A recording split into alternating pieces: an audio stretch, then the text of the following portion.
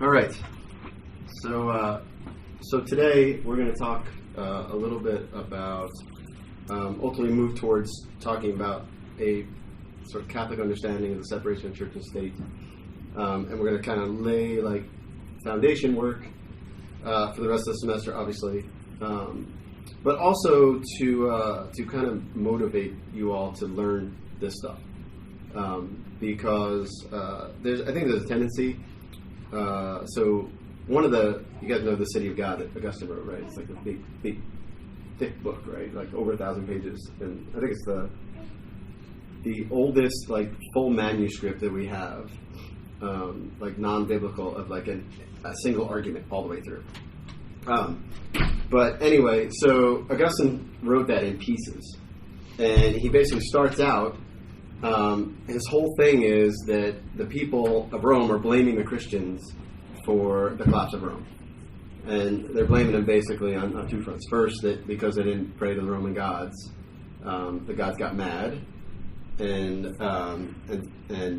there's sort of this retribution against the Romans. And so Augustine sets out to kind of refute that. And then the second thing is that he says that they're accused of being too otherworldly, like caring about the next life and not this life. And so Augustine sets out to show why they're wrong on both counts.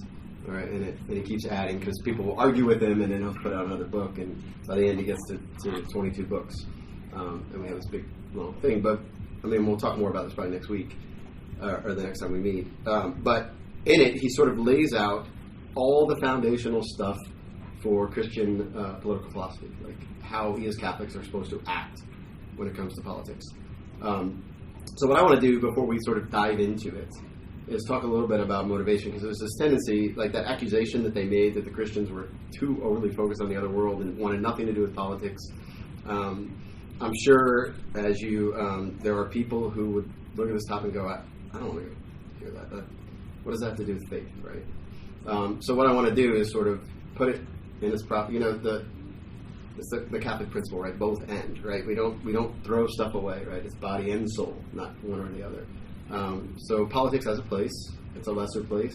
But if we're not careful, and if we don't, as Christians, engage, then it becomes all-encompassing, right? And then the state becomes the Messiah, not Jesus.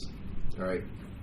So let's talk a little bit about why we're here. And I think this quote I'm going to read this slow, but I want you to kind of just imbibe this a little bit and think about this. This is Cardinal Piet was a 18th or a 19th, early 20th century cardinal in the church, who devoted a lot of time in writing on the kingship of Christ. Okay, so he really thought about, what does it mean for Christ to reign? And so we're going to sort of build on what he's saying here.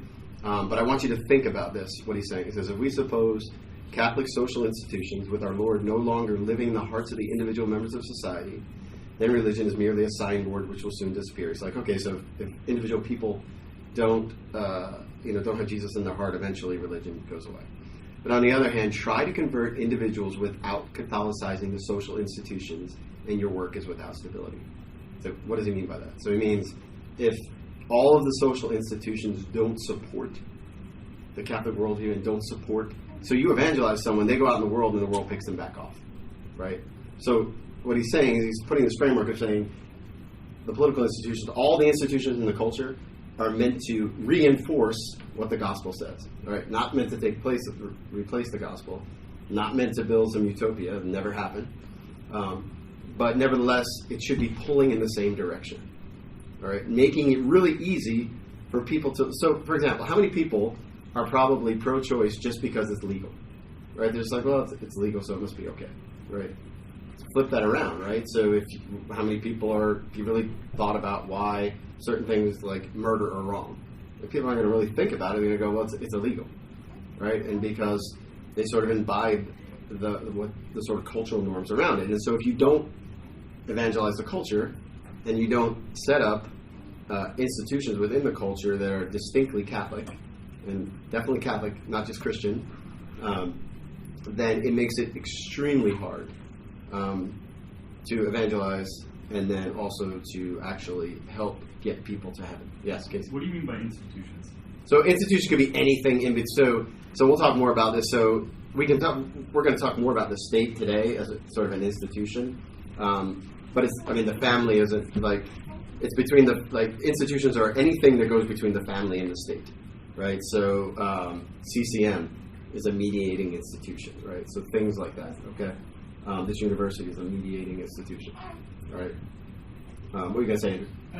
Just building on that, sort of like anything like a hospital, schools, university. Yeah, so like anything that brings people together, where they we'll talk more about this. So they have a common good, which they're aiming towards, and they all love. The point is that how many of you guys know about the Benedict option? You ever heard of this? Okay, so Casey knows what the Benedict option. Okay, so the Benedict option is there is this movement in the church to do what Saint Benedict did, and what Saint Benedict did was he sort of retreated from the culture and started Western monasticism, and he kept what was good in the culture, and he had scribes keeping what was good in the culture. He lived out what was good in culture, and towns would grow up around the monasteries, right? So this is sort of like a ghetto effect, right? And so what the movement is to sort of use that as a model to go back to, right? So we say, okay, well, what we need to do is get all of these sort of supporting institutions for Catholics where we can sort of get together and then expand out from there, okay? And it's a good plan. It's not. But the problem with that, though, is that we also need our Josephs and our Esthers, right? You know, Joseph goes in, and what does he do? Like, he gets into the institution itself and infects it, right? And so we need both, right? And most of you studying now are going to have to go in it and infect the culture, all right? Or the culture will infect you. It's up to you, right? But so you have to resolve that, okay, I'm going to infect the culture. And that's what his point is here, right? So we have to understand then how the social institutions, how they work, but also what they should look like, all right? And what structure, how they should be structured, so that it makes it easy for someone when they hear the gospel and they accept the gospel to live the gospel out, okay? And that is the basis. Like, you'll hear people talk about Christendom, right? Christendom was sort of the time between like 800 and maybe up to the Reformation, all right? And that was simply church and state, king and pope pulling in the same direction, right? All caring about, now, there were corrupt kings and all that, because there's going to be. But the point is that if a king did something contrary to the faith, and the pope excommunicated him, the people were no longer bound to obey that. So guess what he did? Like, he knew his soul had to be saved too, all right? And we can now look in the other direction. When all that falls apart, right, how many politicians act as if their souls too need to be saved? Okay? Because if they did, then there would be something above them. All right? So that's the general idea. So we have to have a good idea of how the structures are and how the culture is. And then set about Catholicizing it. And then the point is that everything we'll talk about this semester will actually be how you Catholicize every aspect of the state, especially, but the culture as a whole. Okay? Sound good? All right. So we're sort of on the same page as this is pretty important stuff, right? And obviously choosing it, the timing is providential, because with the presidential election coming up, many of you probably, this may be your first one you've ever kind of voted in, but it gets kind of ugly. Just going to warn you. But understanding like why you should vote in certain ways, why you should support certain candidates, why you should support certain things and not other certain things. All of those things are important, not only for yourself, but to be able to talk to people and engage. Okay? And then understanding the bigger providential timing of it. We can get in the habit of like kind of being, I don't know, like prophets of gloom, where we're like, oh, things are just so bad, like I'm just getting away, right? The danger in doing that is that from all eternity, God chose each and every one of us to put us in this place at this time, right? And it wasn't so that we could hide out till we get to heaven, I promise, right? And so we have to arm ourselves to be able to do that, all right? So finishing his quote, The structure you erect in the morning, others will tear down in the evening. Okay, so he's still back talking about the institutions, whether they support what we're doing or not. Is not the strategy of the enemies of God there to teach us a lesson. They want to destroy the faith in the hearts of individuals. It is true, but they direct still more vigorous efforts to the extirpation of religion from social institutions. Even one defeat of God in this domain means the weakening, if not the ruin, of the faith in the souls of many. Okay? So that's the way that we reach many people. All right. Let's talk a little bit about the schedule, and only because I know Keegan really likes when you give a syllabus. But also because if there's something like you want me to put in here, tell me. Again, this is more for your benefit than for mine. All right, so today we're gonna talk about the kingdom of Christ and the kingdom of men. Think in terms of church-state relations. Okay. Next time we meet, we're going to talk about the Catholic founding of America. And in this respect, what we're going to do is look at things, and we're going to use Augustine City of God to look at things historically. All right? Because if we look at Columbus, Cortez, and then Our Lady of Guadalupe especially, and then look as Catholics came north, we can, especially with Our Lady appearing in Mexico, we can begin to get a glimpse of God's plan for America. Okay? That's the purpose of history, right? History is all God's story. So if we can sort of understand history, and not surprisingly, probably a lot of what we'll talk about is going to be absolutely contrary to what you were taught. Okay? Not surprising, because one of the ways in which to attack the church is to attack her history. All right? I'm not going to no one's going to canonize Columbus or Cortez, but I guarantee you when you sort of when you pull away the surface, you can easily put yourself in their position and sort of think about their motivation, where they failed and all of that. But nevertheless, and why it took an apparition of Our Lady to clean up the places that they did fail. So we'll talk about that, and that'll sort of make us sort of understand mission, right? And then following week, we'll just talk about Catholic social doctrine in general, just to lay down a principle so we have a language and vocabulary for the rest of the semester. Then we'll begin to look at different things. So we'll look at the American founding and the founding principles and compare them to Catholic principles that are sort of related to it. And then we will begin to look very specifically at what we believe life, liberty, and the pursuit of happiness means, and what the founders believed, and what sort of modern America believes. Okay, and then we'll talk about how to essentially how democracy works in general, how it works with Catholicism, how democracy, why the church is always so hard on socialism, and especially socialism in the context of a democracy, and how the church fits into all that. The next week we will look at economics, and we'll also talk about poverty, which is a Christian virtue, and the environment. Okay. Then religious freedom, and then we'll talk about just war and immigration, and then the last week when we meet, we'll tie it all together. Yes, Connor? Can we talk about capitalism? Capitalism? Yeah, it'll be in the economics, poverty, and environment will be capitalism.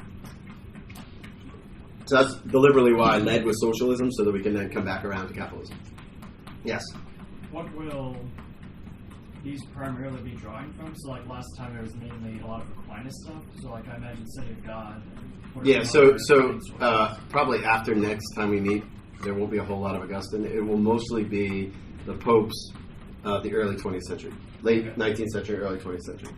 That is sort of that's when sort of all the elements are there, but that's when Catholic social doctrine really started. And you'll see even today when we talk about things in church and state, we'll be drawing a lot from those 3 or 4 popes from, Leo the 13th, Pius the 10th, Pius the 11th, and Pius the 12th. All of those sort of together, the church-state relations. Most of the doctrine is worked out there. Yes, Connor? Were we talking about other forms of government? Yeah, yes and no. I mean, only sort of ancillary. For the sake of sort of comparison, I haven't laid out. I can certainly include, what do you have in mind? I just would I can say in the modern world, democracy is very much held as the the way the government. Yeah. Where obviously historically that is not certainly not the case. Yeah. We will certainly talk about monarchy and why the church would seem to lean towards that. But then within the context of how things are now, we'll spend most of the time on democracy. Or really, it's like a republic and that's democratic. All right, anything else? Okay, all right, so if anything comes up you want to talk about, let me know, and we'll kind of fit in where it needs to fit in, okay? All right, so what I did for this, you guys remember, those of you who are here, Theology of the Body, how John Paul II basically took one scripture passage, right, and then wrote for, almost a year on it, okay? So I'm going to do a little John Paul II impression, and I'm going to take 3 scripture passages and talk for an hour and a half. Isn't that great? That's awesome. So 1/300th of the way. Yeah, I'm so totally there. So anyways, that's what we're going to do. We're going to get 3 scripture passages that are sort of not completely not misunderstood, but that we need to dive a little deeper on that relate exactly to this topic. All right. So the first is Jesus in front of Pilate. Okay, and he says, you guys all know this. My kingdom does not belong to this world. If my kingdom did belong to this world, my attendants would be fighting to keep me from being handed over to the Jews. But as it is, my kingdom is not here. So Pilate said to him, then you are a king. Jesus answered, you say I am a king. For this I was born, and for this I came into the world to testify to the truth. Everyone who belongs to the truth listens to my voice. All right, so what does Jesus mean when he calls himself a king? Does he mean something just totally otherworldly?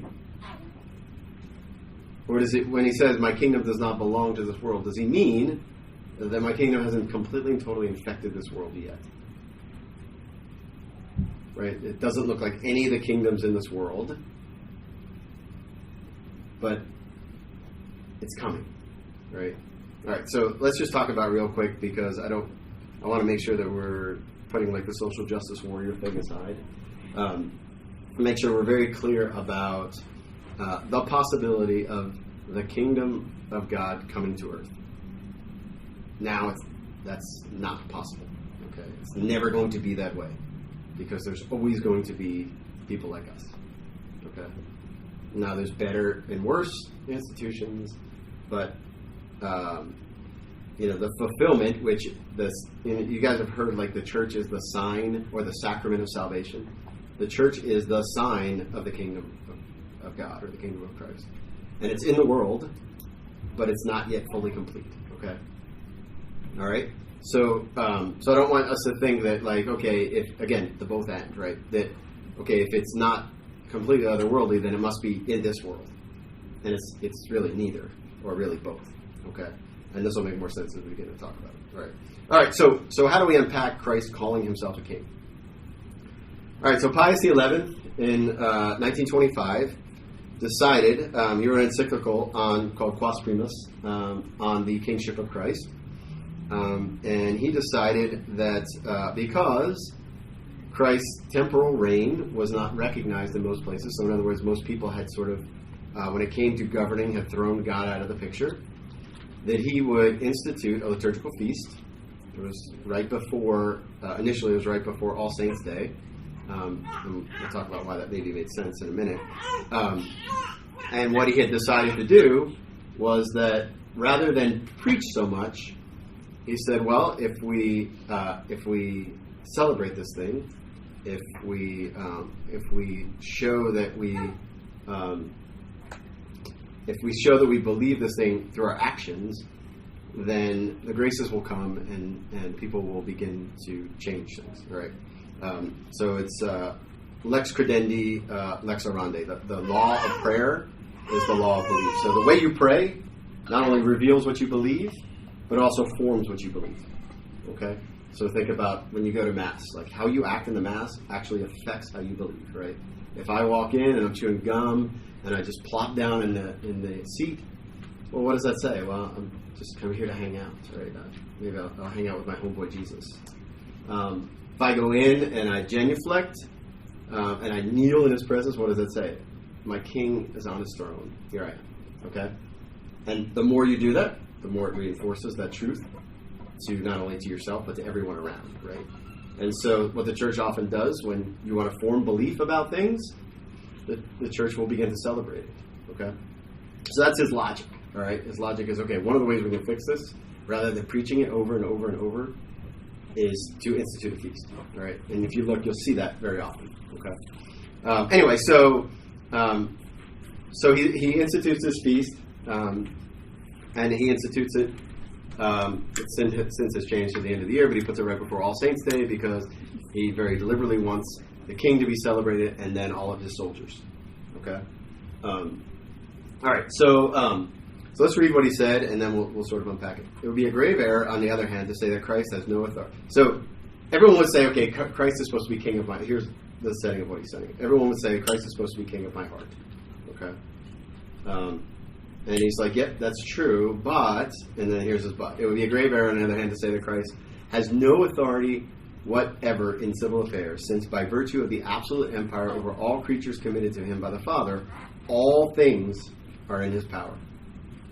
Nevertheless, during his life on earth, he refrained from the exercise of such authority, and although he himself disdained to possess or to care for earthly goods, he did not, nor does he today, interfere with those who possess them.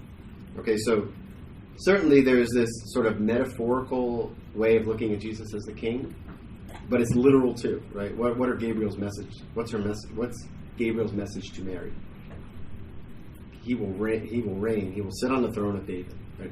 Physical throne. Okay, and David's kingdom was where? On earth. Here, right? Okay. So Christ is king over every place on earth, everywhere.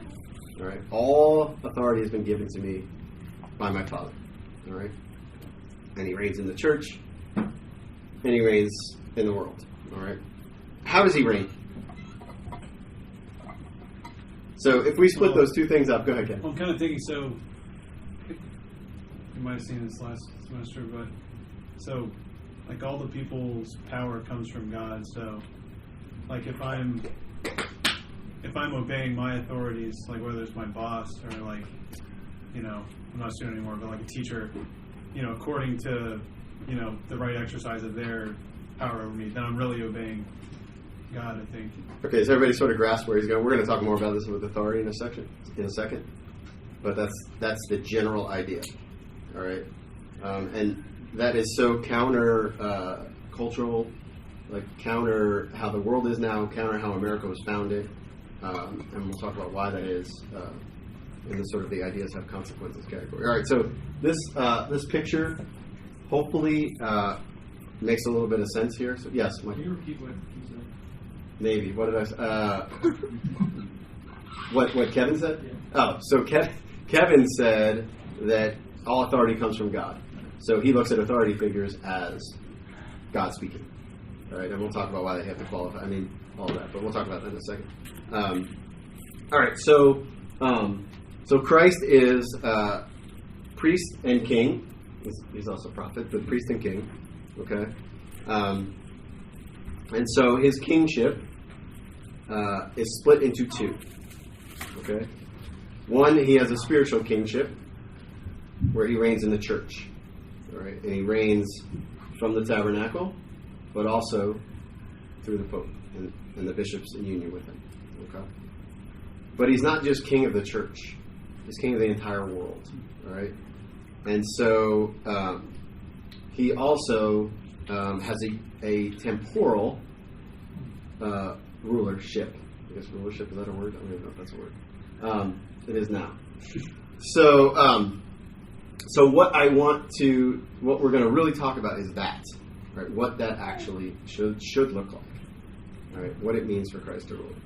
Rules in a similar way that he does the church, not exactly the same. There's no promise of infallibility, but nevertheless rules through secondary causes, through instruments, right?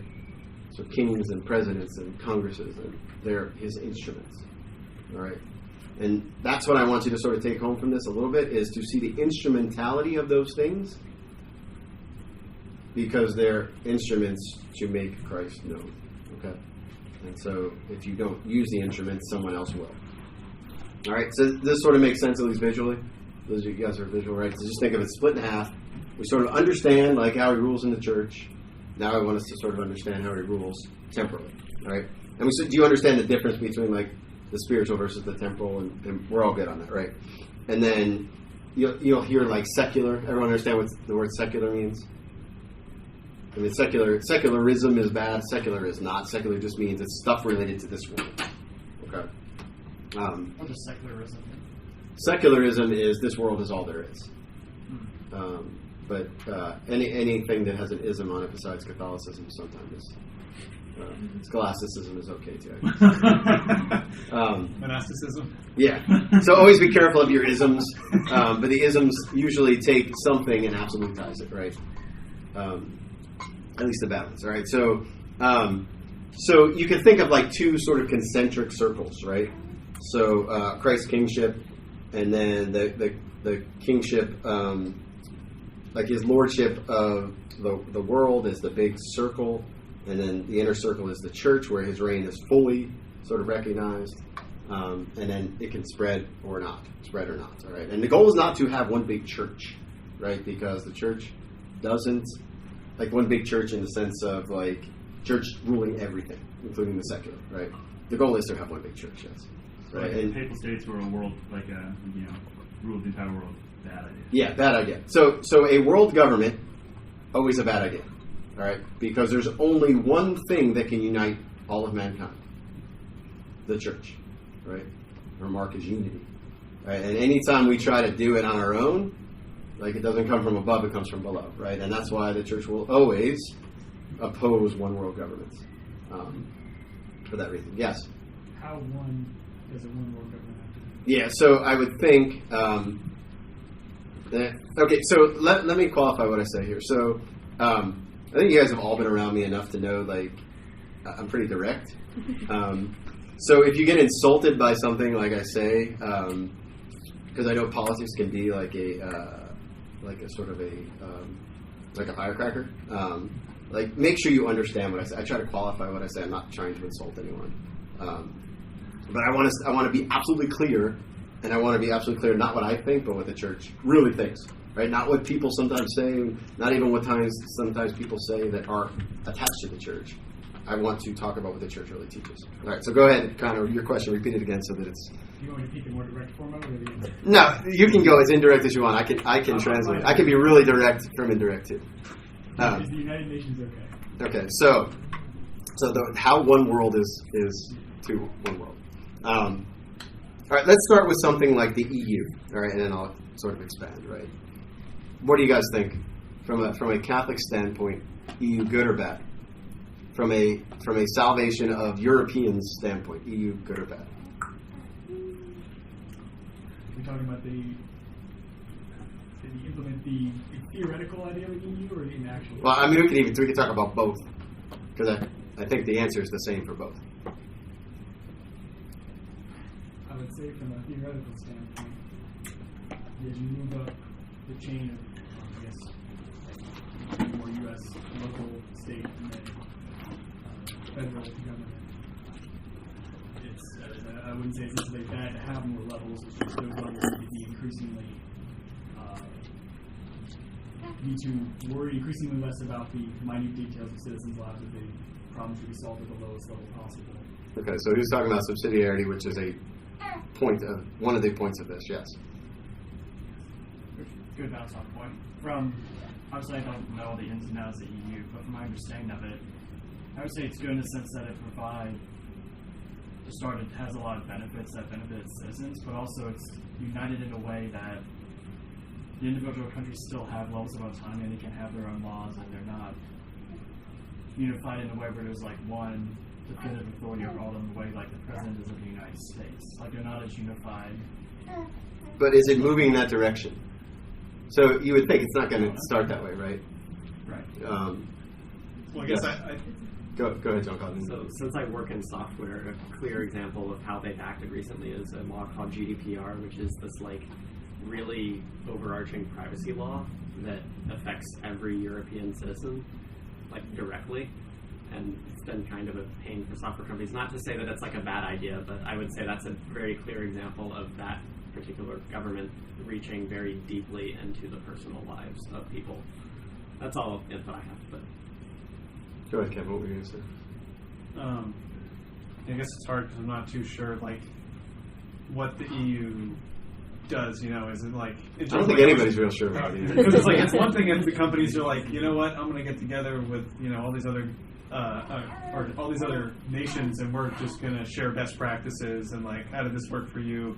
You know, versus like an actual entity that everyone's kind of bought into, and they like have real power, and they're like, calling the shots. That's like totally different. All right, so we probably should come back to this when we talk about governments, but think about what's the purpose of the state? You guys remember this from last semester? To make doing good easier. Well, yeah, what's the purpose? Sort of. I mean, that's one of their roles. You guys remember the term of the common good? What is the common good? What is the state's role? protect the common good. Protect and promote the common good. When you take huge masses of people across an entire continent, can you bring them together with a single common good? Or a single set of common goods? Depends how many, depends what they are. So just that Europe as it is now, is there, can you take men and women of that vast different cultures and unite them by some common good, which, by the way, sort of was done before when we had Christendom, but now they want to throw those roots out. So can they be brought together? Right. Whenever you think about this, right? You think about it, it's because it's a problem for the United States too. Like, what is the common good that brings the states in the United States together, right? And we can talk more about this, but that's what I want you to begin to think about when people talk about having these sort of bringing states together. There are reasons why, not just logistical reasons, but common good reasons why that's a bad idea, right? Because what if, for example, what if some of the countries, like Great Britain, decide it's contrary to our common good to open the borders to Islam, and everyone else in the EU has decided, no, it's okay, it's good. Right? What do you do? Okay. All right. So I won't go deeply into that. When we talk about the different forms of government, we can certainly talk about that aspect of it. But the purpose is, like, anytime you bring groups of people together, the only thing that truly can unite them is some common good. Right? Something that they all share it. All right. All right. So let's talk a little bit about. Let's see, I got a little distracted there. Sorry. All right. So Pope Pius XI. He's not the only one that sort of talks about this, but Pope Pius X was the first to sort of really articulate this very clearly. He thinks every sort of social problem stems from some theological heresy. Okay? You try to play the game, right? Like, how many social problems alone are caused by a lack of a belief in original sin? Just for an example, right? Or a misunderstanding of Christ's kingship, which was all about what the wars of, like, between the Catholics and the Reformed German states, and all of that was because of a misunderstanding of what it meant for Christ to be king. Okay? So Pius XI says something. Go ahead, Kevin. What did we say, or what did the Pope say too? That like that the intellectual problem isn't the only problem. Like, just weak human nature also contributes to it kind of fans the flames. Yeah, definitely. So that's why, like, even a one world government wouldn't work, right? Because who checks the one world government? Like, that's part of the genius of the American, like, experiment, is the fact that they did, maybe not deliberately, but they recognized, there's people are kind of corrupt, like, in their heart, and so we need to put checks and balances against it, right? And then if you go and you read Tocqueville when he comes to the United States, and he looks, and he's like, there's another check and balance, and it's religion, and and he thinks that the Catholic Church, because he's Catholic, has a very unique role in doing that. Okay, serving as a check and balance on the checks and balances already in place. All right, but yeah, so checks and balances are exactly that, right? It's an admission that that people have original sin. All right, and especially when you get a group of people together, and you get sort of a mob mentality going, and it really gets out of control. Okay. And so would your point be with having multiple states being one state can be a check on the other state?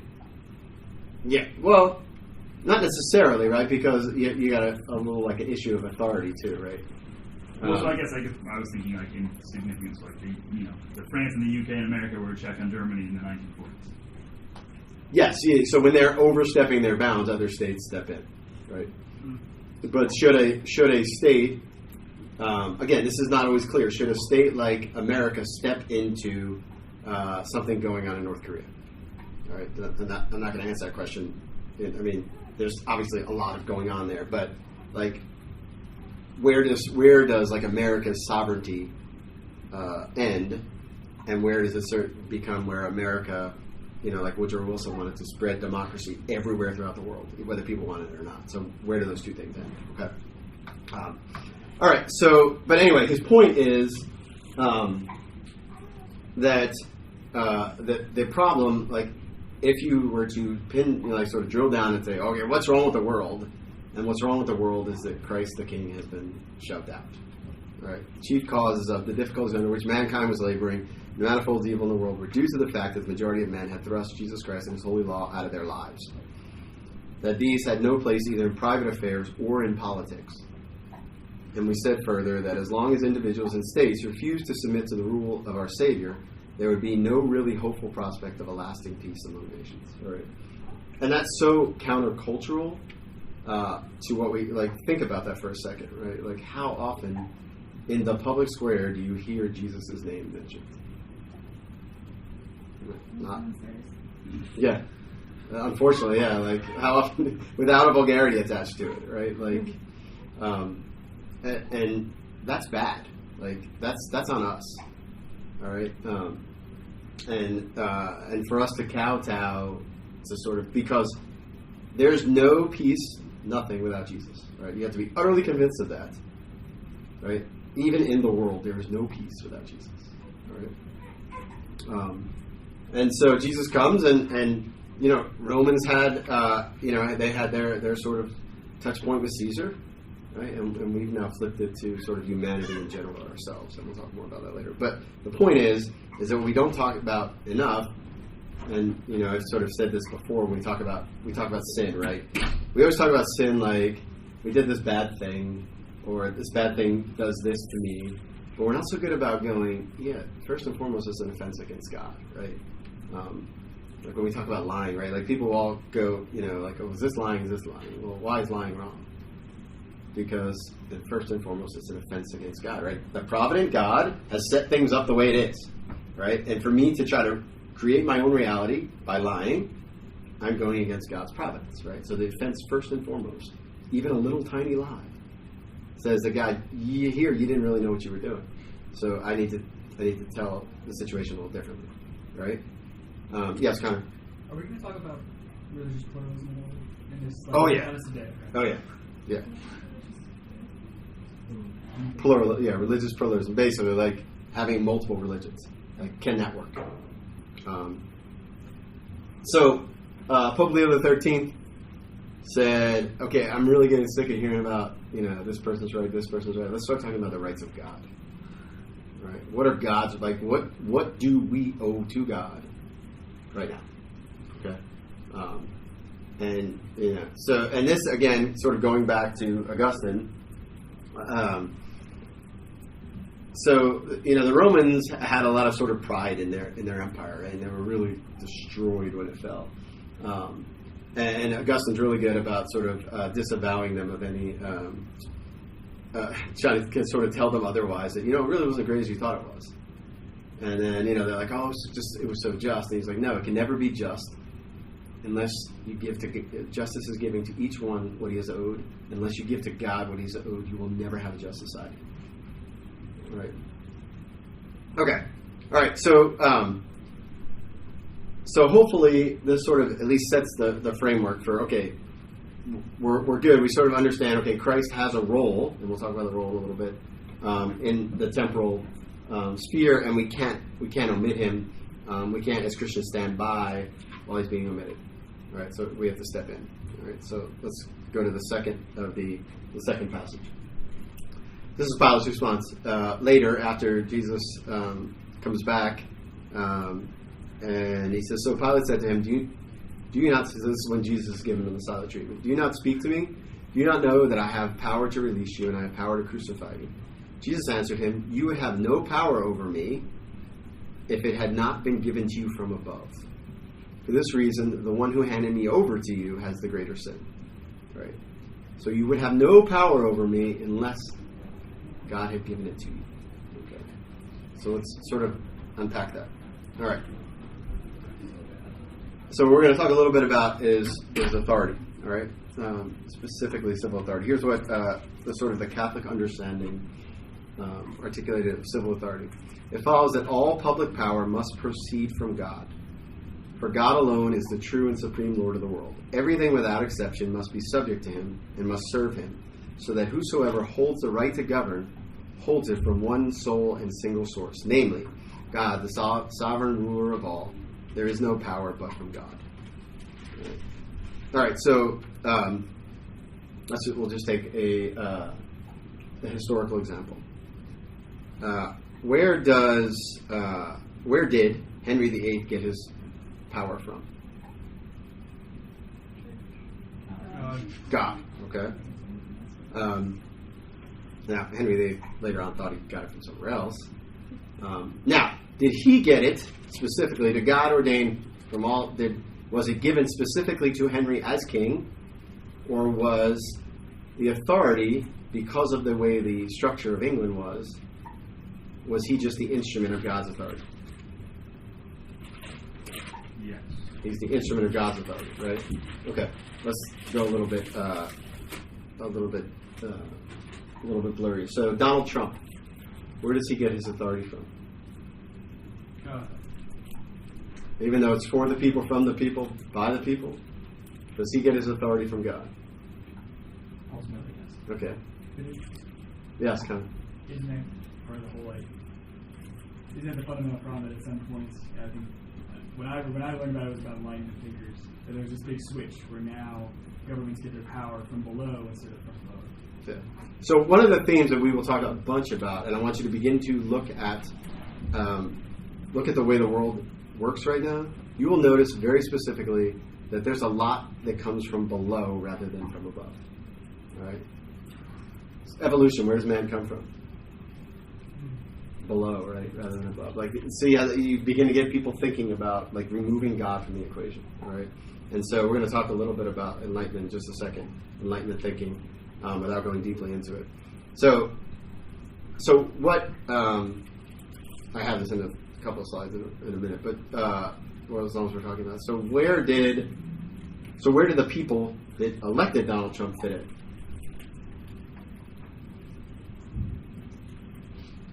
What do you mean? Doesn't it seem like he works for the people?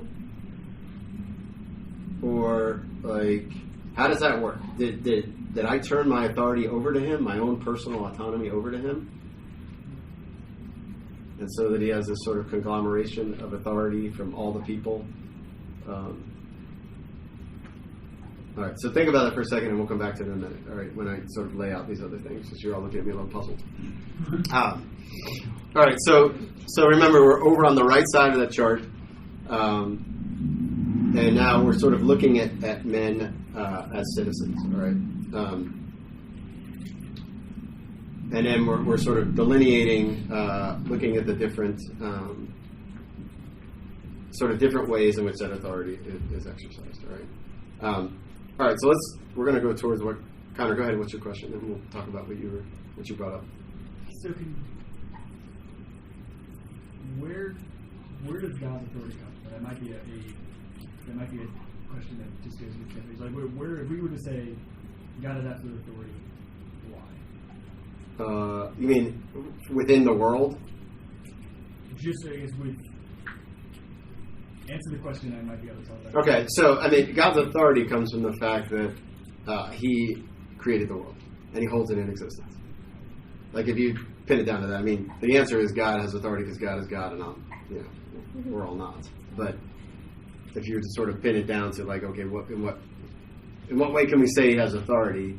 Well, as the creator and sustainer of the world, he therefore actively manages it and therefore ultimately has the say. Does that make sense? We would say that authority, like let's say the authority of parents over their children. You didn't need the fourth commandment to know that you need the parents have authority over their children, correct? Right. So how does that come about other than just a prudential, like it doesn't make sense for children to just be allowed to run around and not have to listen to their parents? Yeah. So how do you reason to it? In other words, How do you naturally reason? yeah. I mean, you would reason to it from the fact that, like exactly what you just said, like children don't know what the heck they're doing otherwise, right? And then so that the parents have to actually, educate them. And so there's all these frameworks of authority. So that's what's called paternal authority, and that's a type of authority that's meant to go away. So in other words, when it's exercised properly, the child is brought up and then can now sort of manage themselves, right? So as an adult, for your parents to still have authority over you, says there's either something wrong with you or something wrong with your parents or both, right? Because once you grow up, that paternal authority sort of, there's still respect there, but the paternal authority goes away. I can't make demands on my adult children. So there's not as in the U.S. we have 18 as you're legally now an adult. So in reality, is it there's kind of not necessarily we can put it down to a line. Is there this line that you're no longer under the authority of your parents? Or yeah, I don't think you can't draw. Like I think it would be sort of I think if by 25, like if that's the case, but are there people from the range of 18 to 25 who, in some respects, are still under the authority of their parents? Yes.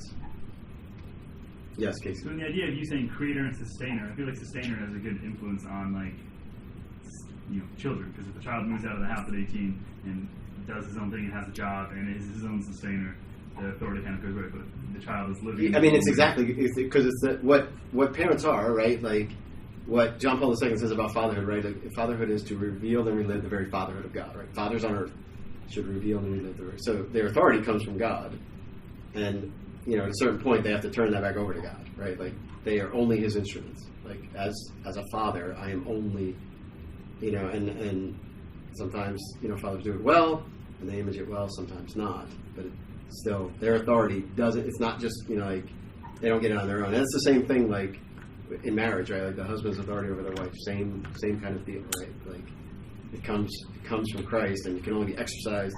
It's not an absolute authority. It only can be exercised in certain ways, and so forth. Guys, that makes sense. Did I answer your question, Connor? Well, it's not. Where did God's authority come from? I'll probably just need the rest of it. Okay. All right. So Leo the 13th says, okay, I don't want it to. So there is going to be a lot of maybe, for lack of a better word, like Protestant blaming this semester. Not in the sense of that like Protestants like now are to be blamed, right? But for us to understand like thought processes often come from deeply rooted sort of mistakes about reality.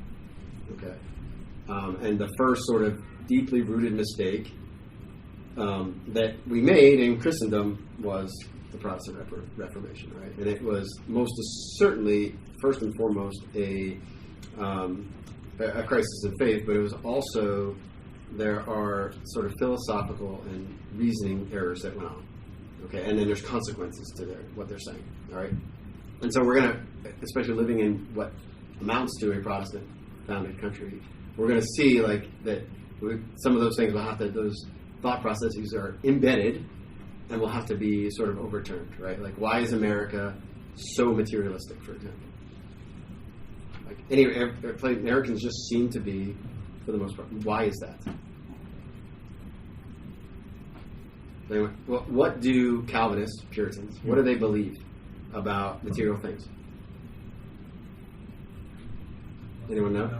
Yeah, so the predestined, the way you can tell you're predestined is to get up a whole bunch of stuff, right? That's what Calvinists believe, right? And how many Americans sort of see that as the highest value, right? Because those Puritans, they embedded it, right? They're like, okay, I can tell that I'm one of God's predestined because he blesses me materially. And so what does that mean? Well, you begin to work really, really hard because you want to get those material blessings because you want to show that you're predestined, right? And that is embedded in the American psyche, okay? So, and just to understand that, right? Just to understand that that's the way it is, all right? And that's what I mean by sort of Protestant. It's not bashing, but it's just understanding that you cannot understand the United States or the way out without an understanding of the Enlightenment and specifically Calvinism, but just Protestantism in general. All right. So here's what Leo XIII says. He says, sudden uprisings and the boldest rebellions immediately followed in Germany the so-called Reformation, the authors and leaders of which, by their new doctrines, attacked at the very foundation of religious and civil authority. And this was so fearful an outburst of civil war and with such slaughter that there was scarcely any place free from tumult and bloodshed. From this heresy there arose in the last century a false philosophy, a new right as it is called, and a popular authority, together with an unbridled license, which many regard as the only true liberty. Hence we have reached the limit of horrors, to wit, communism, socialism, nihilism, hideous deformities of civil society of men, and almost ruin. All right, so what I want to maybe do for a second is we're just going to take the sort of generic Protestant understanding of private judgment. So just me and the Holy Spirit. What are the consequences of believing that? Well, go ahead. The Bible can say what I wanted to say. Huh? The Bible can say what I wanted to say. Yeah, so there's that. What do they have to do with... Can you explain that idea? The private... Basically, God speaks directly to me. I don't need any intermediary to talk to me. Ryan, you were going to say something? Not just the Bible, but it can be in your own head. So if your subconscious is talking to you, then you're going to agree with yourself. Yeah, so I think that's an important point to not overlook. It's not that the Bible, it's really my interpretation of the Bible. So it's really, could be me, right? All right, so what does that mean about authority?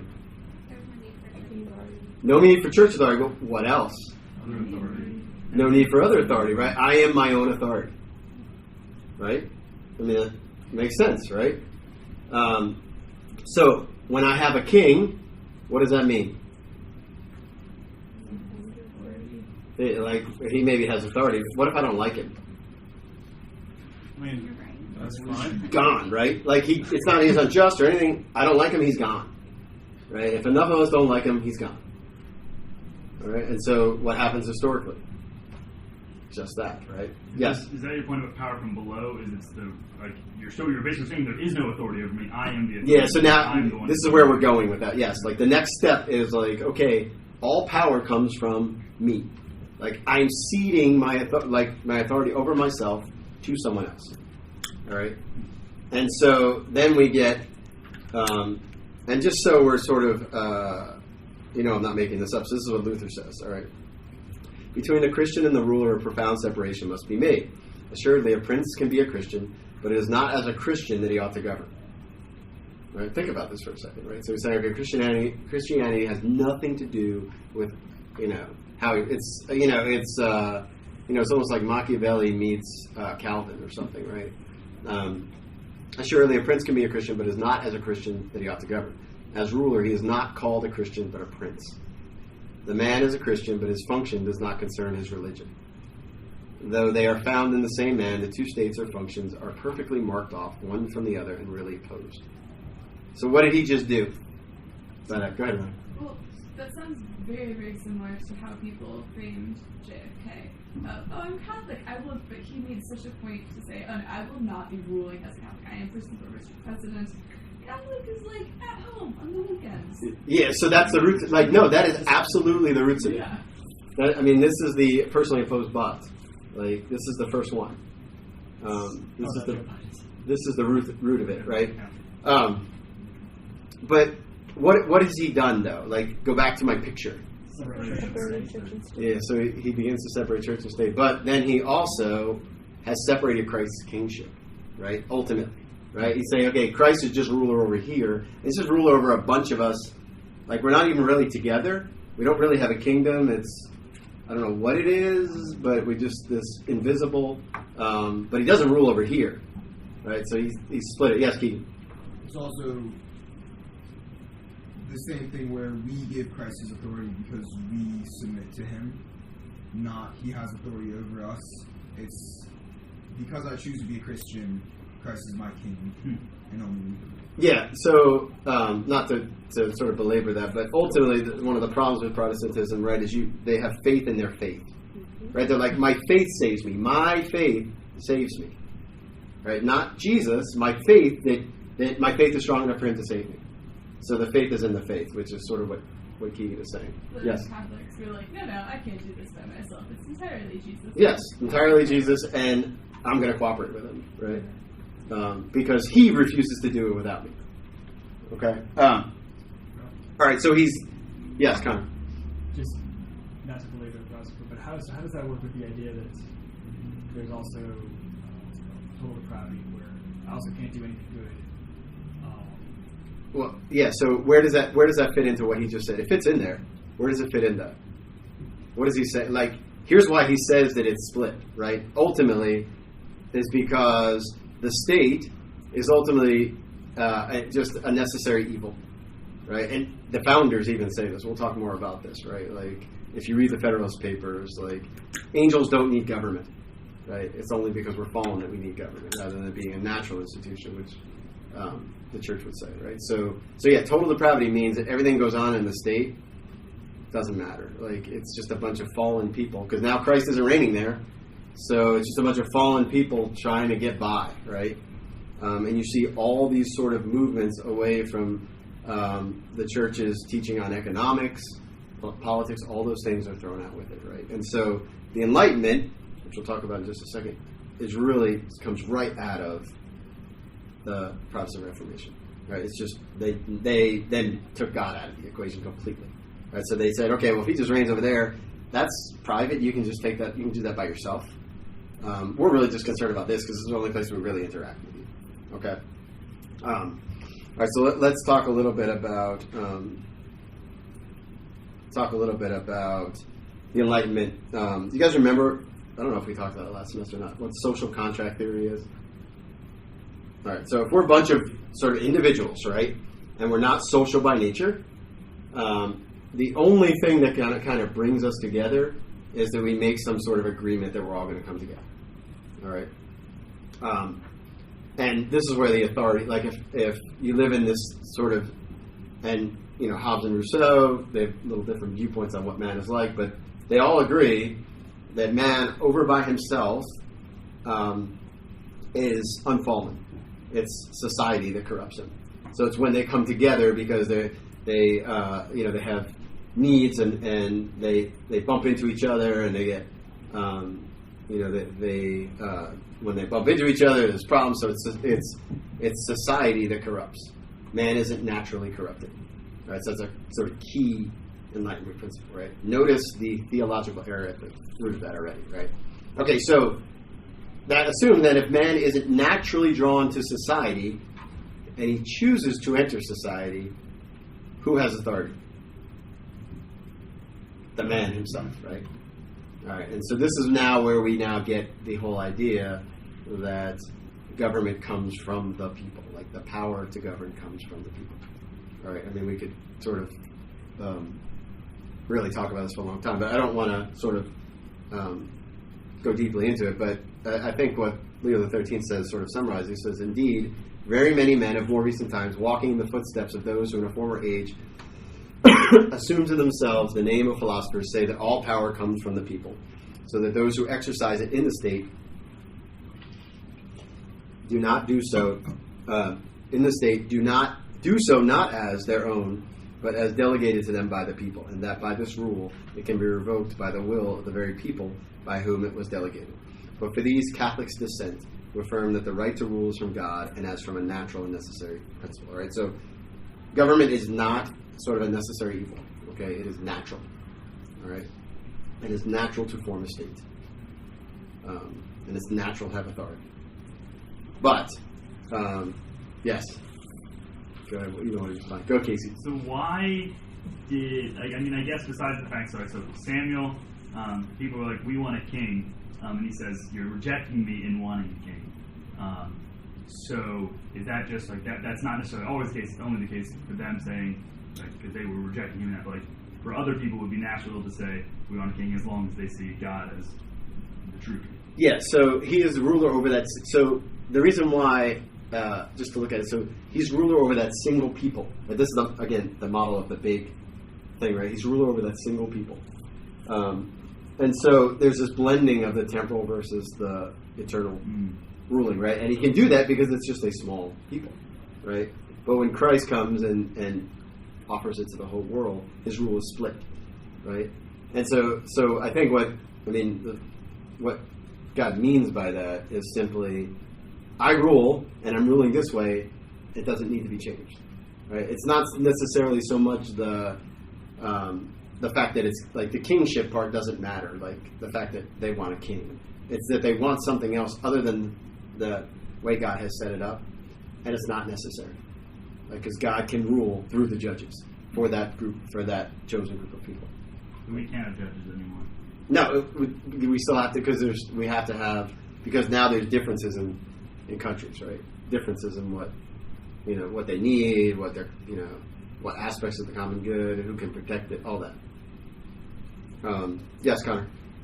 So the countries that are currently existing, they certainly have not always been here, and they didn't just, a map didn't fall from the sky and said these are the borders. So how did we just say God's providence is how we arrive at these currently composed countries? Yes, but very interestingly, if you're careful when you read the story of the Tower of Babel, when God separates everyone, you know how he decides to separate them? Who said it? Say that again. Whoever said it. Nations? Well, yeah, but how did he decide how many nations there should be? How many angels? How many angels there were, right? So how many guardian angels there were for the nations? Like, that's non-trivial, right? Because every nation, again, governed by a specific angel, right? So, and that's a part of government we won't necessarily talk about, but still, like, the church governed, like, angelically governed by St. Michael, and then all the other nations of the world are governed by angels too, right? The children of Fatima, who did they meet first? The angel of Portugal, right? So there's an angel over Portugal. Yes, Andrew.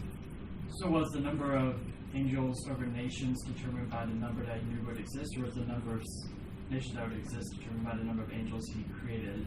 Just X number.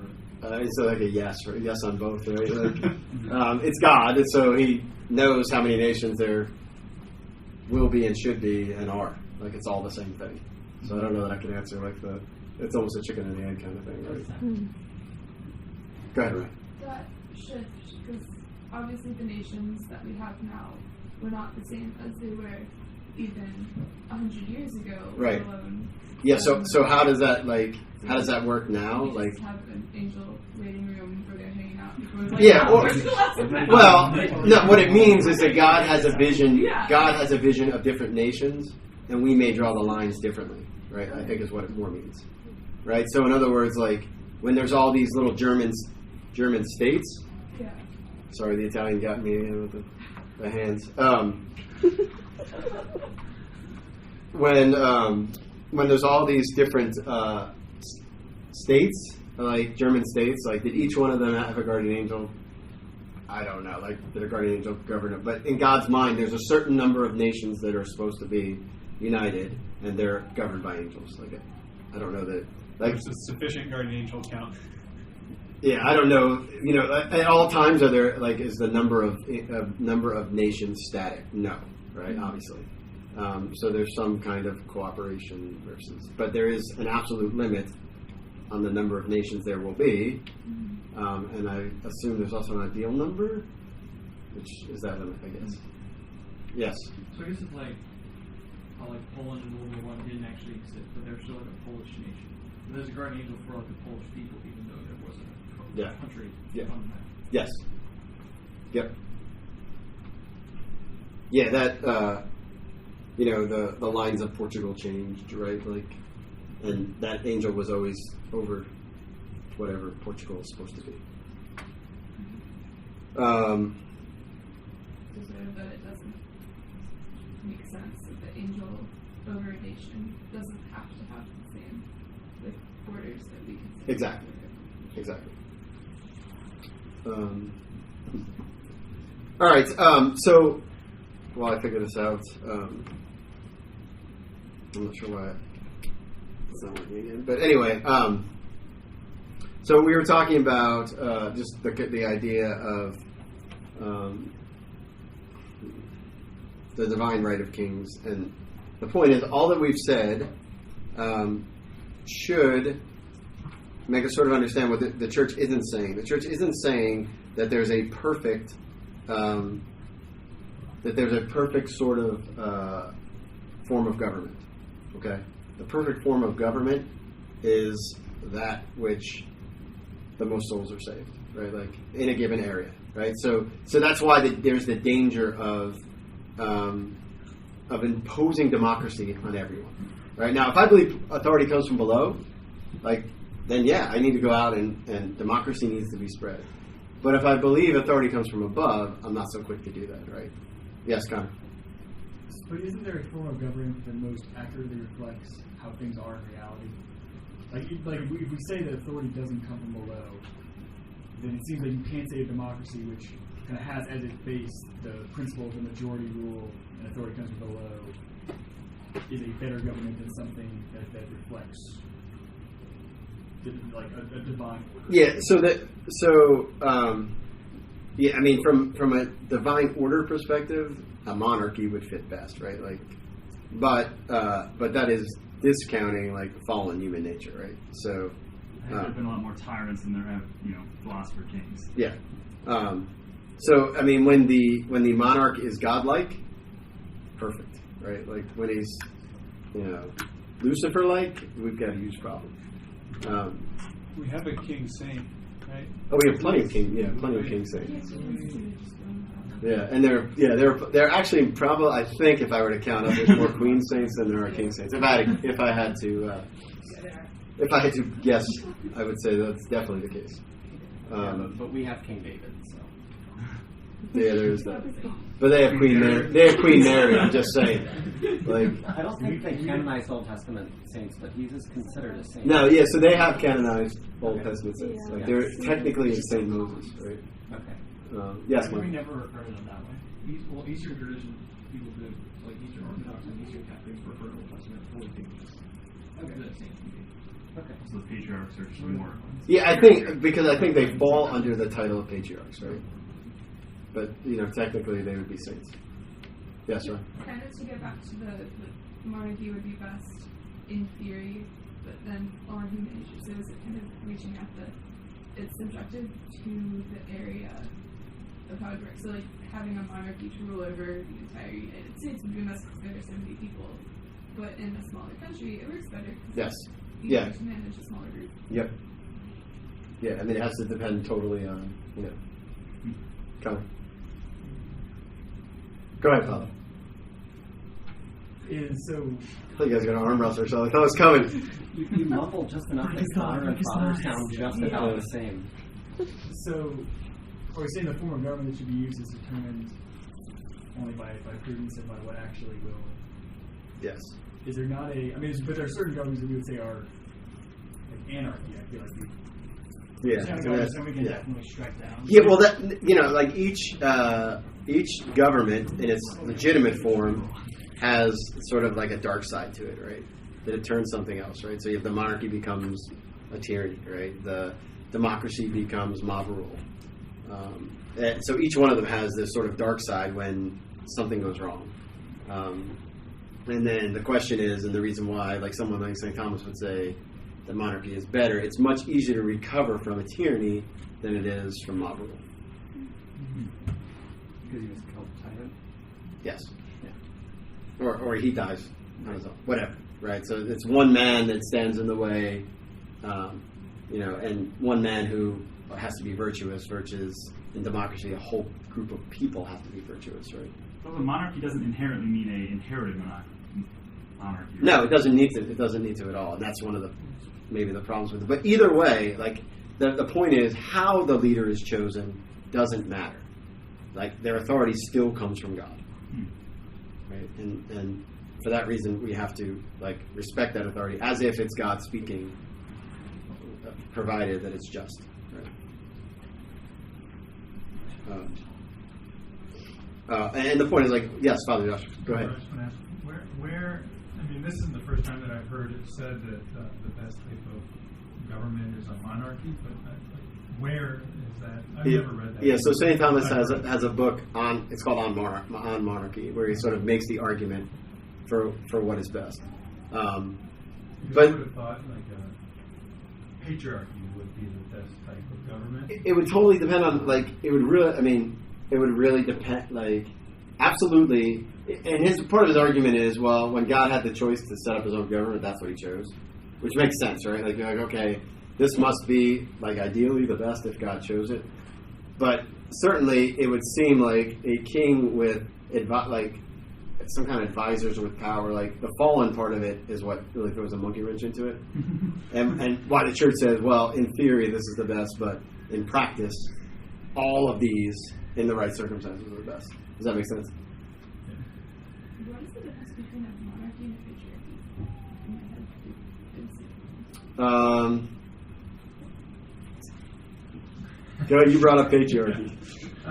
Well, I mean, you look at the Old Testament, and you look at like Abraham, who was chosen by God to lead a group of people, and I think even, for example, Moses as well, and but he did, as you mentioned, Moses was advised as well. So he had advisors, he had counselors that helped him. I don't know.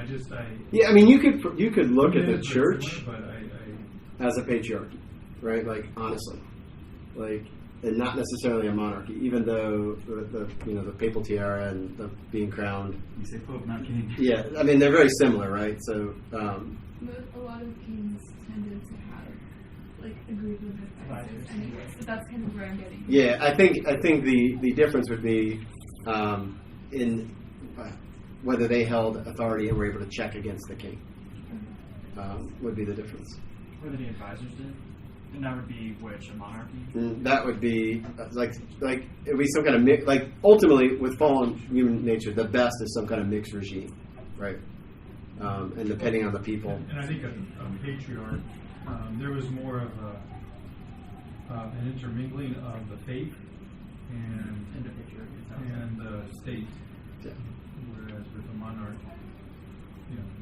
I guess I haven't read St. Thomas's treatise on this, but I would imagine he would have a close tie between them. Yeah, and I think he would. I think from what I recall, it's been a long time since I read it, but he does talk about Moses, for example, and he talks about how Moses was sort of pulled aside from he got overwhelmed trying to manage like minutia, right? And then he ties it to like the apostles, how there were sort of temporal things that needed to be done where they needed to devote themselves to building the church and to prayer and the sacraments. So they like, okay, we need to appoint someone that shares in our authority, and so they appoint the deacons. So that's the idea. Yes, Connor. So if we say, the protocol of government is to preserve the common good, and there are certain common goods that we know are, let's say, we can be pretty absolute about salvation. Yeah, so the ultimate common good is God, right? Like, that should be part of every society's common good. And any government, he's giving the idea that any government can kind of go corrupt at some point. Does the church support the idea of, like you said, like the church having this kind of, ultimate check on everybody, in such a way that even if this person is just going off the rails, they speak for God essentially. Yeah, I mean, and there's like historical examples of it, right? Like how many times popes legitimately clashed with kings, right? That's like St. Ambrose is a good example, right? When the Roman Empire had moved to Milan, and he told the emperor he's going to excommunicate him, and the emperor got everything back in line, and actually had this huge conversion experience, and Augustine actually talks about him as like the perfect, Christian prince.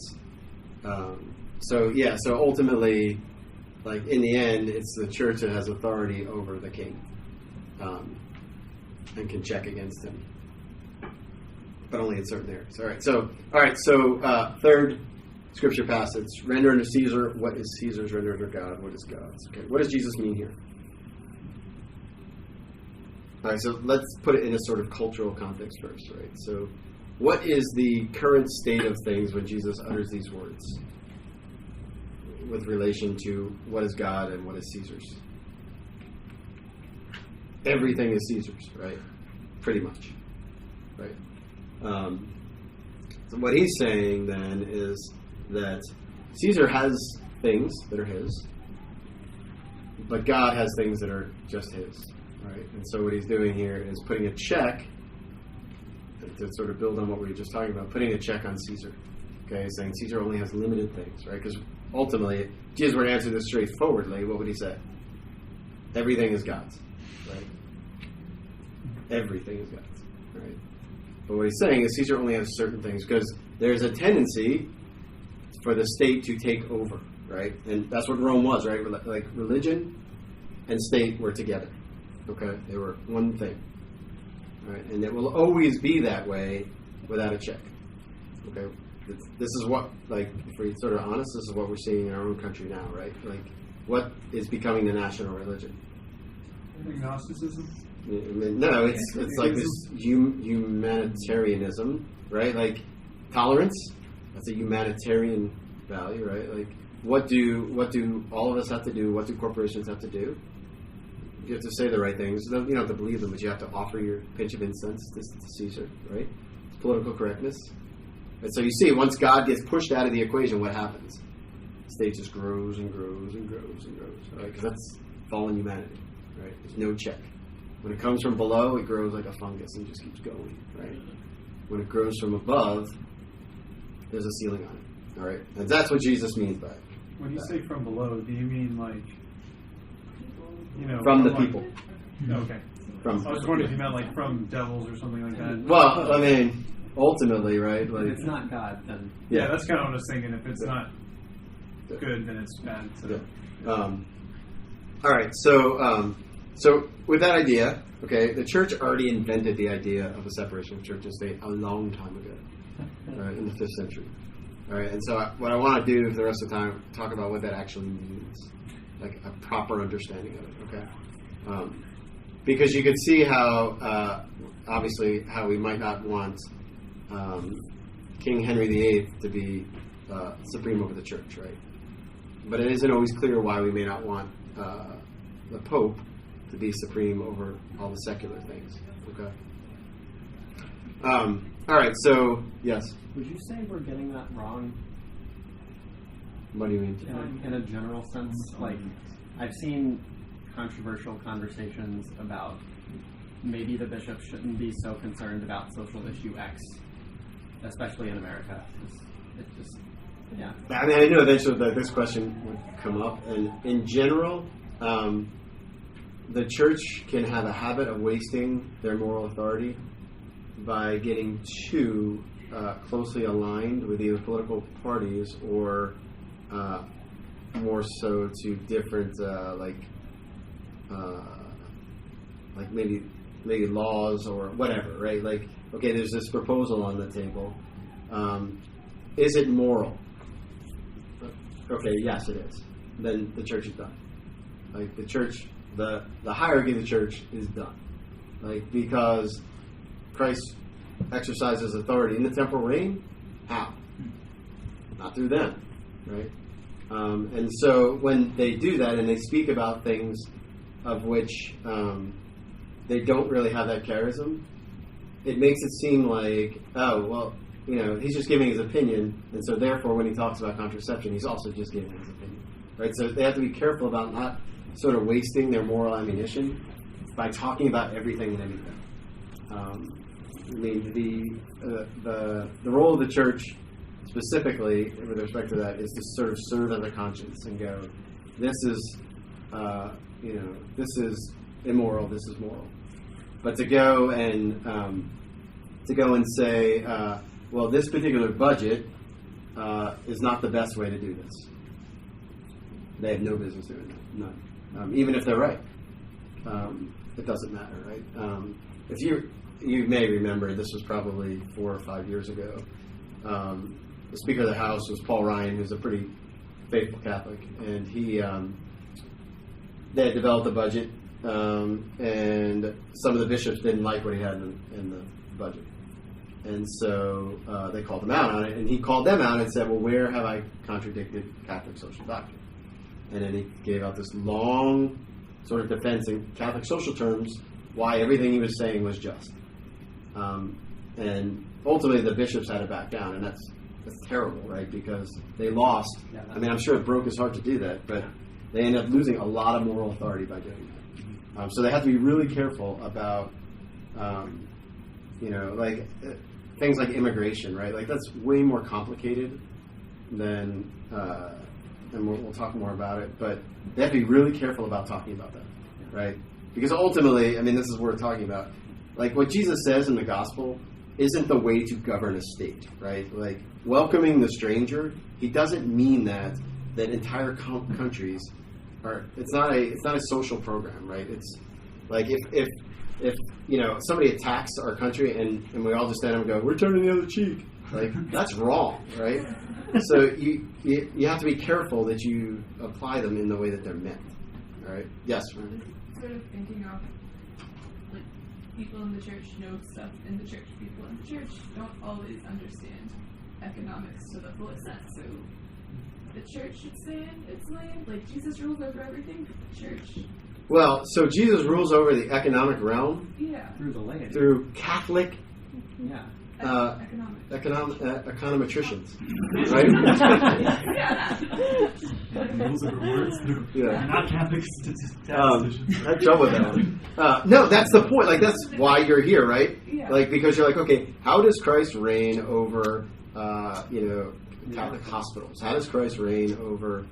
That's what we have to decide and discover and then implement, right? It's written really well in the Catechism, actually, about like the role of the laity and.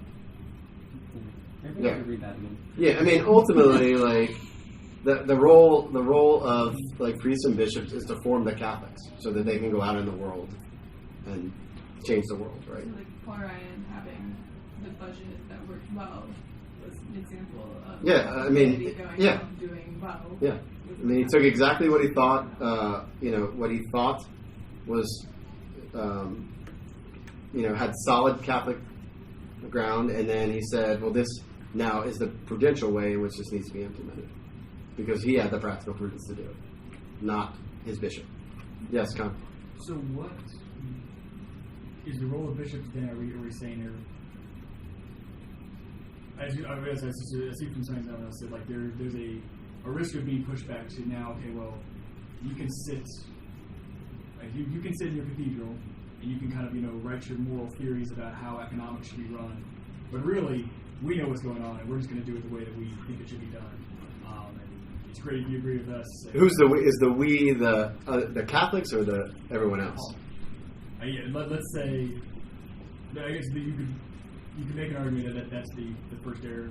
That's an error in trying to assert moral authority over non-Catholics by making statements from Catholic bishops. Because I'm more thinking like politicians in general. Yeah, so, in general, like, bishops have authority over everyone in their diocese, not just Catholics, right? Like, Father Joshua has authority over every student on this campus. Yeah. Like, that's pretty, it's daunting, right? But that's the reality. So when he speaks with the voice of Christ and his legitimate authority, all of those things, right? So I think there's nothing wrong with bishops speaking about, like, you take someone like Fulton Sheen, right? Like, it was really important what he did. And he could do it because of where he was and his specific set of skills, and he had some credibility because he was a bishop. This is not a, like, hey, you need to stay in your lane kind of thing, per se. Even though they do need to stay in their lane, but their lane is not really narrow, right? So, like, they need to, but what should happen is, like, their goal should be to get you or me to go out and take care of it, right? So that, they may have to lead the way initially, like a shepherd, but ultimately they should say, okay, I need to step away now because they've got this. Yeah. I mean, I think, wouldn't it just go back to, like, just any of us, like, I don't know, just being humble, like, you know, if I don't have the ability to do X, I shouldn't go and try to solve that problem. Yes. So it's, Yeah. I don't know. No, it's exactly it. Right?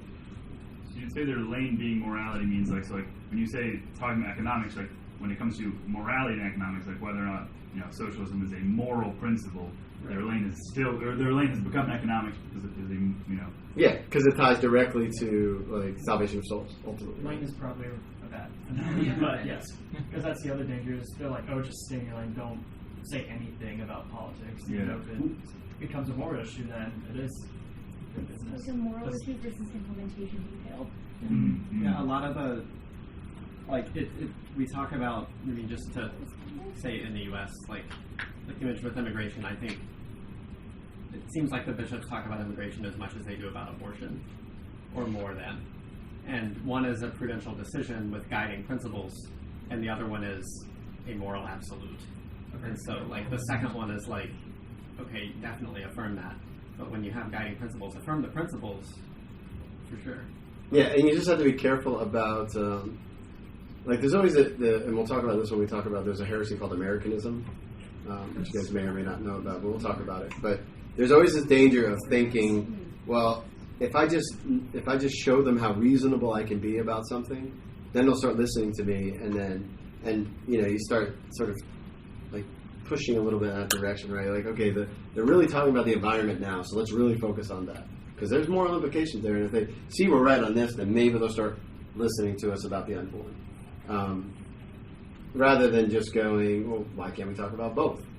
And, you know, so there's always a danger, and this happens in our culture a lot, where there's the grouping of moral issues into one, like, they're all the same, right? Like, for example, this is a pet peeve. In Mass this morning, they prayed for an end to abortion, euthanasia, and capital punishment. All right? Those are not the three on the same three levels, right? Now, would it be great if none of the three of those things were needed? Or see what I just did? Like, one of them is a question of whether it's needed. The other two are absolutely can never happen, right? And when you begin to equate those, people walk away going, oh, well, this guy's fake because he's in favor of the death penalty, but he's talking about abortion? Like, really? Right. So you have to be really careful about equating moral issues. And that's the big thing with anti-pro-life movement arguments or whatever, because they're like, oh, you're anti-abortion, well, what about immigration, socialized healthcare, and all this other stuff? I went to see the movie Just Mercy the other night, and if you guys know what this is about, it's about a guy who was on death row, unjustly accused. It was our common reading my freshman year. Yeah, so you know the story pretty well. So in the end, I'll ruin it for you. Shocker, but he's exonerated and he gets out, right? And so we're leaving the movie if they killed me. We're leaving the theater, and this woman's walking out in front of me, and she turns to the woman beside her and goes, "Man, like Alabama's so backwards." And I immediately my ears picked up, and she's like, "Yeah." The other one was like, "Yeah, that's where if you get raped, they won't let you have an abortion." The woman just spent 2 hours watching a movie about somebody who was unjustly caught up in someone else's crime and about to get killed, and she thinks they're backwards for that, never making the connection. So, like, it's really important you're able to make those connections, right? I mean, that's a big blind spot, right? And so we can't waste our moral capital saying things, and we have to be really careful. Yes. So this is a larger question that you probably won't be answering now. So one of the things you talked about at the beginning of this was about being able to talk to people about things. So how do you go about convincing someone that, like I saw it on my Facebook, whatever it's called, multiple times recently, about the idea that, like, you know, like, never trust a politician who tells you how to pray, or a pastor who tells you how to vote. So, like, how do you fight back against the idea that, we need to have religion explaining how we should engage in the Yeah, I think it just depends on who you're talking to, right? So, like if you're talking to other, like, I know you guys had a little trouble, like, selling this to some people, right? Like, selling the idea that, like, I don't worry about, I don't talk about that, right? I think from that perspective, you begin to ask the question of, well, okay, where does your faith stop? Where's the line? and then you kind of make them walk the line back, and then they say, well, hold on a second, like Christ the King, like is king over everything. That's ultimately where you're going to move somebody to. If they're from the other direction, which we can talk a little bit about, what happens. So when you look at the state, the analogy will help. When you look at the state, right? It's sort of it's analogous to the human body, right? It's the here and the now, the temporal things, right? It sort of governs the temporal things, and the soul sort of is the eternal thing, and it's governed by the church, right? What happens when you separate body and soul? Death. What do we see is actually, what is a culture of death? Yeah, where those two things are separated, right? Where those two things are separated, right? So that would be the direction I would lead someone coming from the other direction to kind of see, well, hold on a second, like, how can I live compartmentalized like that? I can't. No one can, right? And that, I think, is again, it would depend on the person and all that, but that would be the direction I would try to show that it sort of leads to a culture of death. We made it back to the slide. Separation of church and state. We made it back. I did. I actually did. Good.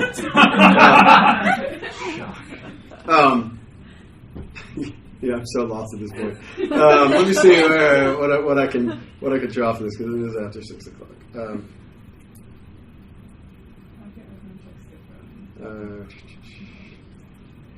Okay, so throughout history, let's talk about this for just a second, and then we'll move to the very last slide. So throughout history, you guys may or may not know this. So for a long time, Catholics couldn't hold public office in the United States for a long time, right? Until like last century, even in some places. And you know why that was? Because they thought it was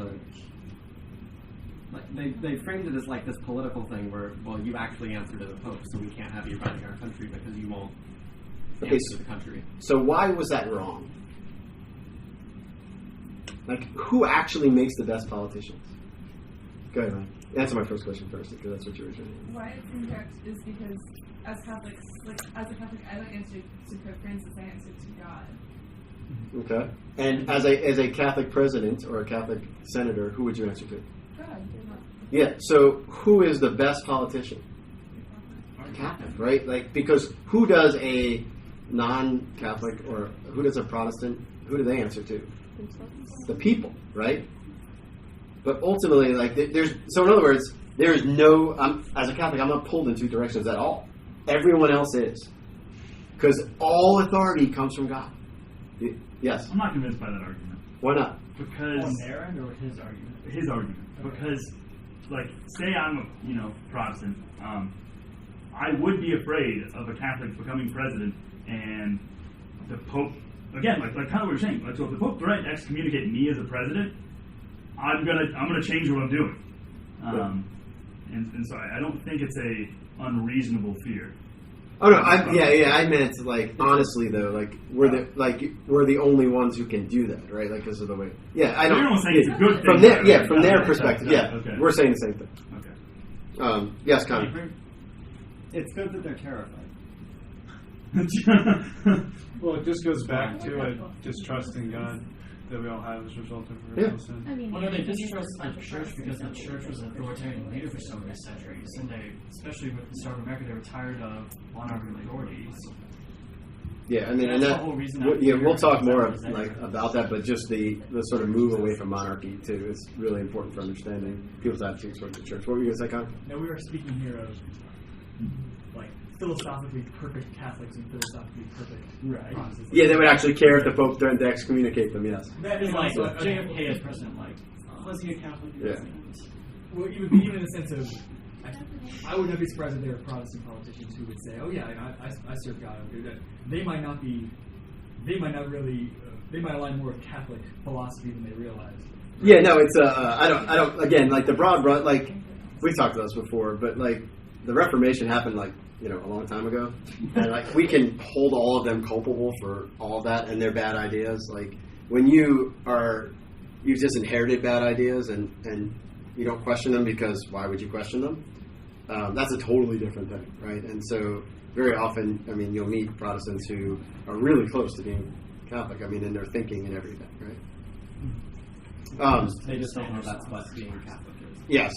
All right. So one last slide, and then we can stop.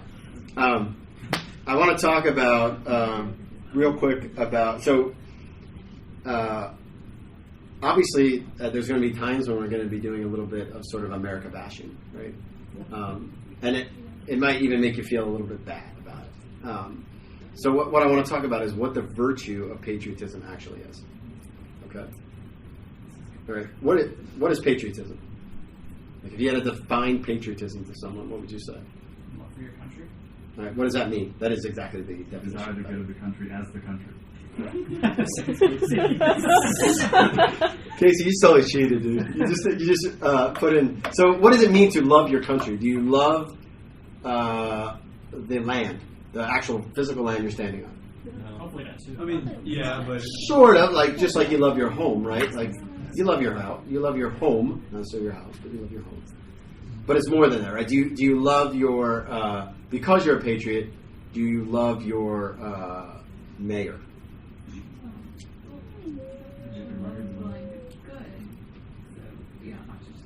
But not quite in the sense I think you are. I'm being deliberately vague. I haven't defined a single term yet, if you notice. I want to sort of wrestle with this a little bit, right? So when St. Thomas talks about patriotism, which is what I've got up here, he groups it in the fourth commandment with love of your parents, with piety, love of your parents. Yeah, all right. I always wondered why it falls under piety. Yeah. So what the reason is that he takes you have a distinct love for your family, right? That's piety. What does love for your neighbor actually look like? So he's like, okay, stop being so abstract about love of neighbor. What does it actually look like?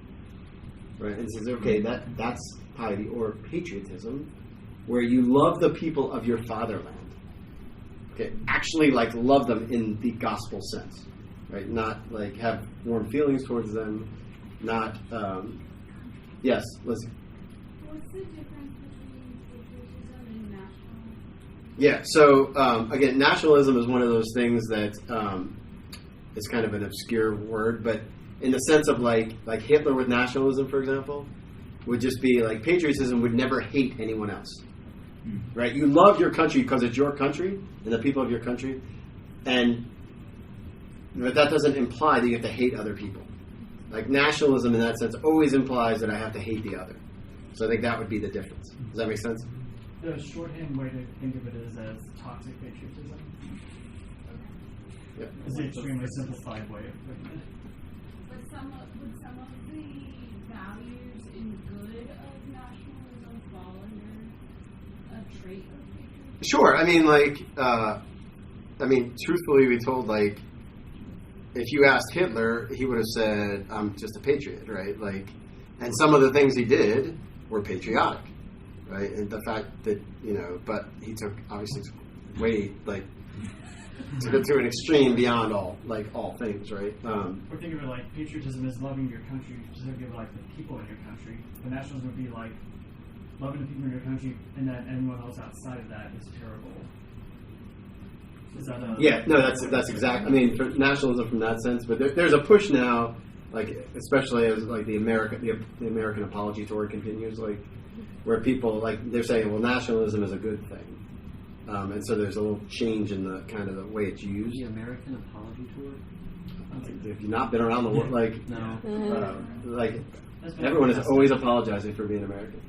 Oh, that's what you mean. I thought you meant in the apologetic sense. Yeah, which is kind of also happening. Yeah. You must be American too. One of the things we talk about all the time, in terms of the frustration of the modern world, is we say you think love means support.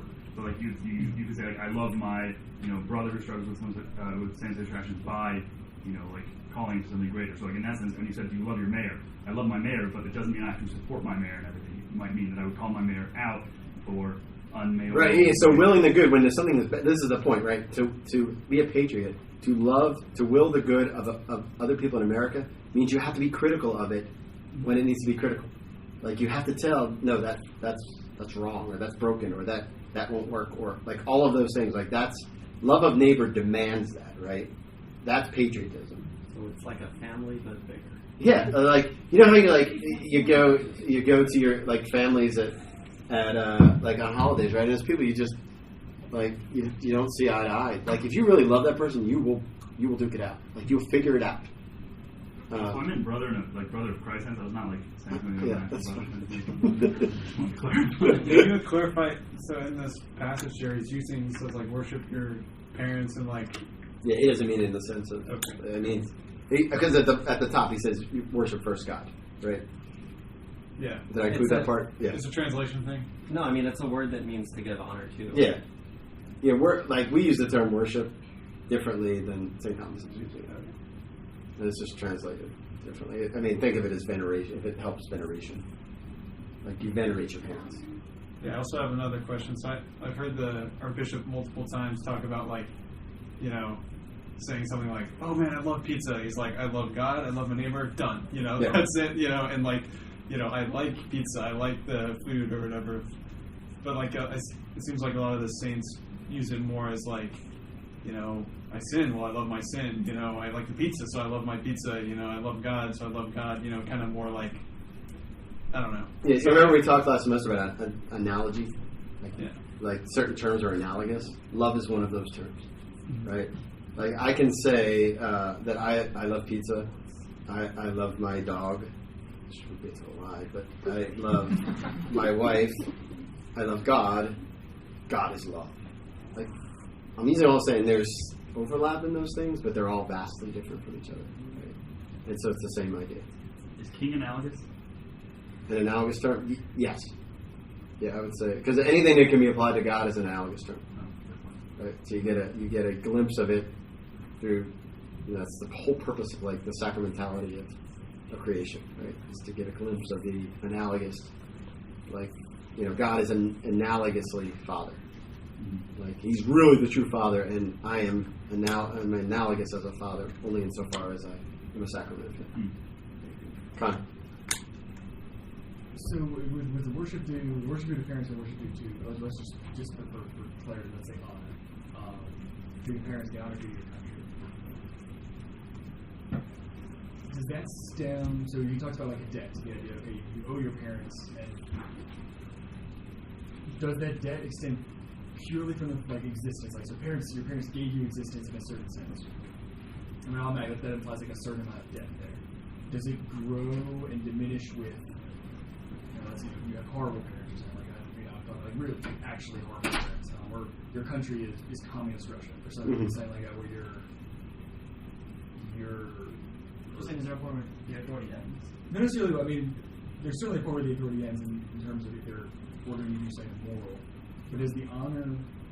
I was having this discussion with somebody, which I was saying, okay, well, there's a certain honor due to your parents, just as your parents, and I wasn't sure if that honor can increase or diminish depending on how good of a parent they actually are. I would say no. Like I would say that obviously your desire to honor them would be proportional to like how they were. So in other words, you're drawn to honoring them more. But the actual what is due to them doesn't change. Even though I think one could argue the debt that you incur, the debt of gratitude that you incur to them, can vary between. Because I would like existence, obviously a pretty big one. Yeah. Yeah. So from that perspective, from the perspective of the debt of gratitude, it can change. But honor is more than just the debt of gratitude, right? So I think there is I think there is certainly a minimum that's owed to them no matter what, no matter how bad they were or how bad they are. But it can keep going because they have more. They have more glory in the earthly sense attached to them, right? And so they're more worthy of honor. So it can vary, but there's an absolute minimum, but it can vary from there, from the minimum up. How much the minimum is pretty high. Someone owes their parents? That's a great question. Like I don't know. I have a clear answer. Well, I mean, I think I've shared with a lot of you. Like, I didn't have a great growing up situation with my dad and everything. But because he was my dad, when he got sick, I made sure he was taken care of, and I made sure I visited him. And he didn't appreciate it at all, at all. Like, I would go and I'd stay for, we'd all get in the car and I'd go and stay for 5 minutes. He'd go, drive 2 hours, stay 5 minutes, and he'd be like, "Thanks for stopping by." but that was fine because in the end, I gave him what I thought was owed to him, right? Whereas, like, my sisters didn't do that because of just the horror of the situation. And not that I begrudge him of that, but that I felt that there was a certain amount of that. The fact that he gave me existence, I did get food, I did get, taken care of. Like, I owe him. Like, he didn't owe me that at all, and so I owed him something. I mean, certainly he owed me. Like, once he created you, yeah, to give me. Like, I'm just saying, like, he didn't owe me any of that. Like, it was gratuitous. Like, my existence was gratuitous, right?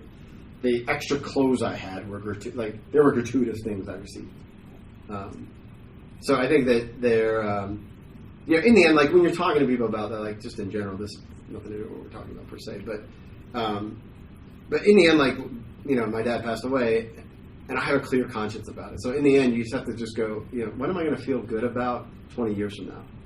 Like, and yeah, did I overdo it? Like, does it matter that I maybe overdid it? Like, who cares in the end, like, right? The good part about the spiritual life is that if you overdo a good thing, it's just still a good thing. Yeah, yeah. So, like, when you're talking, like, if that's where, like, sort of the question, if it's not just a theoretical question.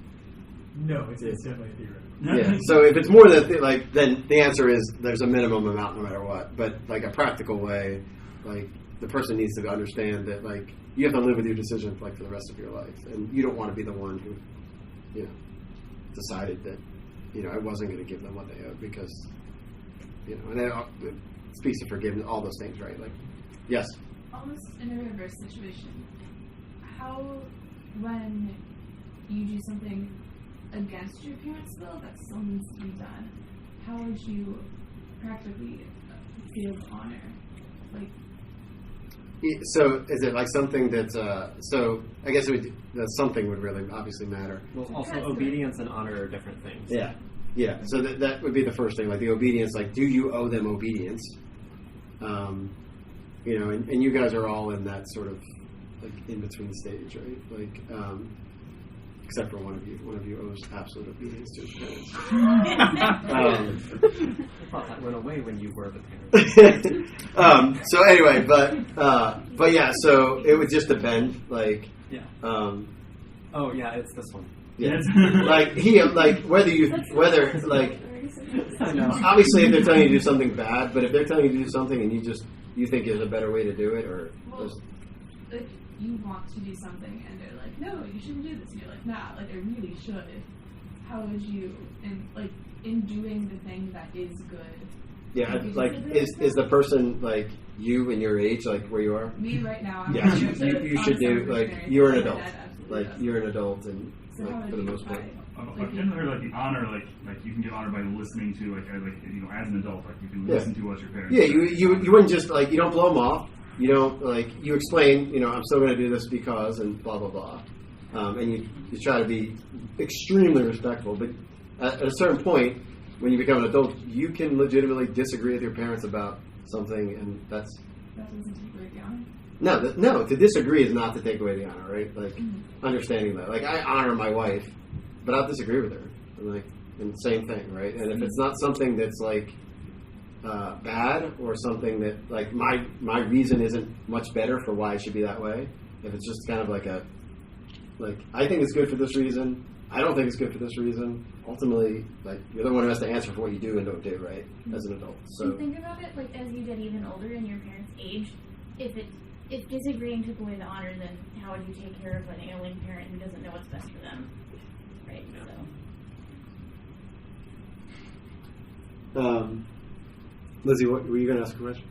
I was just going to say, like, there's a point where you're honoring and serving, providing for your parents, where you're always doing what they want and, like, pleasing them, and not necessarily making sure you're following the will of God, where you put your parents above God. Yeah, I mean, that's always a danger too, right? For sure. Yeah, but the whole authority comes from God thing is still in the family. Every time you say something about how dads imaged God the Father, I get really nervous. Well, I mean, every male in this room ought to shiver a little bit. Yeah. It's just like, should shiver at that. It's real. Yeah. Because if you look at yourself, what is your primary image of God? It would be really hard to sort of disentangle it from how your dad was. That's just the reality. Right? All right, questions, comments.